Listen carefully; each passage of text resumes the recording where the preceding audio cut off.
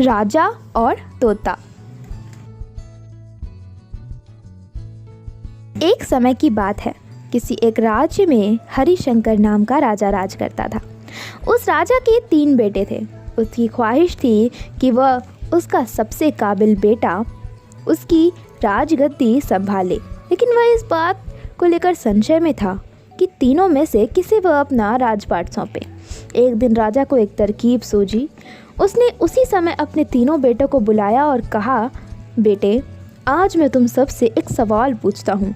अगर तुम लोगों के सामने एक गुनहगार खड़ा हो तो तुम उसके साथ क्या करोगे? इस पर राजा के पहले बेटे ने कहा, उस अपराधी को सजाए मौत दी जानी चाहिए। वहीं दूसरे बेटे ने कहा, गुनहगार को काल कोठरी में बांध देना चाहिए। जबकि तीसरे बेटे ने कहा, पिताजी, हमें उसे सज़ा देने से पहले इस बात की जांच करनी चाहिए कि उसने सही में अपराध किया है या नहीं। इस पर राजा के तीसरे बेटे ने सभी को एक कहानी सुनाई। एक राजा था जिसके पास एक बुद्धिमान तोता था। एक बार उस तोते ने महाराज से कहा, मुझे अपने माता और पिता के पास जाना है। राजा ने उसकी बात नहीं मानी, लेकिन तोते ने हार नहीं मानी। वह लगातार महाराज से जिद करने लगा कि मुझे माता पिता के पास जाने दे। अंत में राजा ने तोते की बात मान ली और कहा, ठीक है, तुम अपने माता पिता से मिलकर आओ, लेकिन वहाँ ज़्यादा दिन नहीं रुकना। राजा ने तोते को केवल 5 दिन की अनुमति दी और कहा, तुम 5 दिन में अपने परिवार वालों से मिलकर लौट आना। इसके बाद तोता 5 दिन के लिए अपने माता पिता के पास चला गया।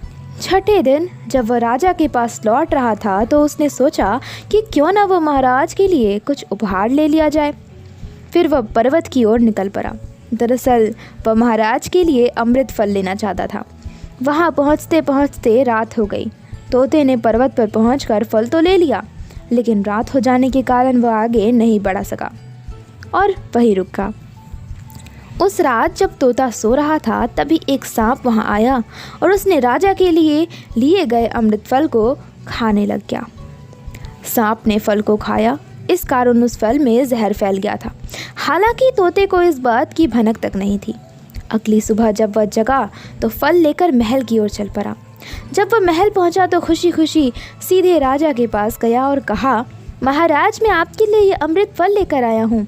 आप इसे खाएंगे तो सदा के लिए अमर हो जाएंगे। ये सुनकर राजा काफ़ी प्रसन्न हुए। उन्होंने तुरंत उस अमृत फल को खाने के लिए मांगा। इस पर एक मंत्री ने कहा, ज़रा रुकिए महाराज, आप इस फल को बिना जांच किए कैसे खा सकते हैं? एक बार यह देख तो लीजिए कि तोता द्वारा लाया गया यह अमृत फल सही है या नहीं। राजा उस मंत्री की बात से सहमत हुआ और कहा कि तुरंत इस फल को एक कुत्ते को खिलाया जाए। राजा का आदेश पाकर सैनिक ने फल का एक टुकड़ा कुत्ते को खिलाया। फल खाते ही कुत्ते की मौत हो गई। यह देख राजा गुस्से से आग बबूला हो गया। उसने क्रोध में आकर तलवार से तोते का सिर काट दिया, साथ ही फल को फेंकवा दिया। कुछ साल बाद ठीक उसी स्थान पर एक पौधा निकला।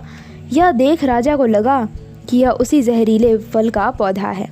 उसने सभी को आदेश दिया कि उस पेड़ का फल कोई नहीं खाएगा। कुछ दिन बाद एक वृद्ध व्यक्ति उस पेड़ के नीचे आराम करने के लिए रुका। उसे भूख भी काफ़ी ज़ोर से लगी थी। उसने उसी पेड़ से फल तोड़ा और खाने लगा। फल खाने के बाद वह बूढ़ा व्यक्ति एकदम से जवान हो गया।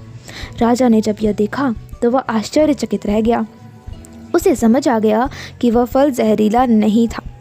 उसे बहुत बड़ी गलती हो गई। उसने बिना सच्चाई जाने तोते को मार दिया। इसे लेकर उसे काफ़ी पछतावा भी हुआ। इसके लिए वह मन ही मन खुद को कोसने लगा। इधर तीसरे राजकुमार की कहानी ख़त्म होने के बाद राजा हरिशंकर ने उसे ही अपने उत्तराधिकारी नियुक्त किया। इसके बाद राज्य में जश्न मनाया गया। इस कहानी से हमें ये सीख मिलती है कि हमें कभी भी बिना जांच किए किसी को सज़ा नहीं देनी चाहिए।